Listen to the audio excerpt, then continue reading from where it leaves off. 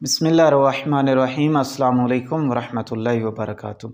अज़ीज़ानी मोहतरम, आज हम बहुत ही अहम मसले को बयान करने लगे हैं कि वो ये है कि पाकिस्तान के अंदर ख़ासकर ये पाकिस्तान में ज़्यादा मसाइल उठते हैं कि जैसे ही माह रमज़ानुल मुबारक का आखिरी जुम्मा आता है, कहा जाता है कि जो 2 रकात नमाज क़ज़ा उम्री की नियत से पढ़ेगा उसकी पिछली सारी क़ज़ा नमाज़ें माफ़ हो जाएंगी, और जिसने नहीं पढ़ी हुई होंगी वो उनके भी वो पूरी हो जाएंगी, यानी कि उनके नामा माल में गोया के सारी उम्र की क़ज़ा नमाज़ें उनके नामा माल में लिख दी गई हैं।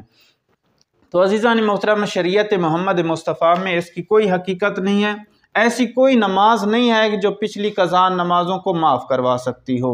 ऐसा अल्लाह तबारक व तआला ने कानून ही नहीं बनाया है। अगर ऐसा कानून होता तो अल्लाह तबारक व तआला फिर नमाज़ों को फ़र्ज़ क्यों करता, जिसकी इतनी ज़्यादा ताकीद की गई हो कि किसी सूरत में भी नमाज माफ़ नहीं है। अगर आप खड़े होकर नमाज नहीं पढ़ सकते तो बैठ कर पढ़ें, बैठ कर नहीं पढ़ सकते तो लेट कर पढ़ें, लेट कर नहीं पढ़ सकते तो हाथों के इशारों से पढ़ें, हाथों के इशारों से नहीं पढ़ सकते हैं तो आँखों के इशारे से नमाज पढ़ें, आँखों के इशारे से नमाज नहीं पढ़ सकते हैं तो फिर दिल के इशारे से नमाज पढ़ें। जहाँ दीन मोहम्मद मुस्तफ़ा में नमाज की इतनी ताकीद की गई हो तो वहाँ 2 रकात नमाज क़ज़ा उम्री को कैसे पूरा कर सकती है।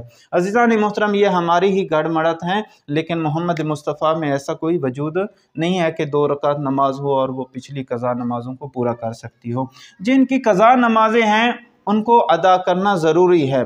जब तक आप क़ज़ा नमाज़ें नहीं पढ़ेंगे आपके वो गले पड़ी रहेंगी, माफ़ नहीं होंगी आपसे। वो पहले उनको अदा करेंगे, उसके बाद मुमकिन है अल्लाह तबारक व तआला कबूल कर ले।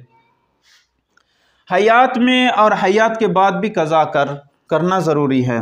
हयात के बाद भी क़ज़ा नमाज़ें ज़रूरी हैं।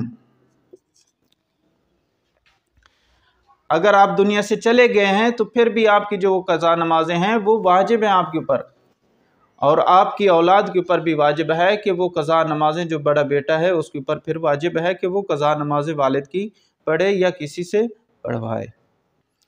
अदा नमाज क़ज़ा नमाज़ों से अफजल है। अदा नमाज पढ़ना कुजा और क़ज़ा नमाज पढ़ना कुजा।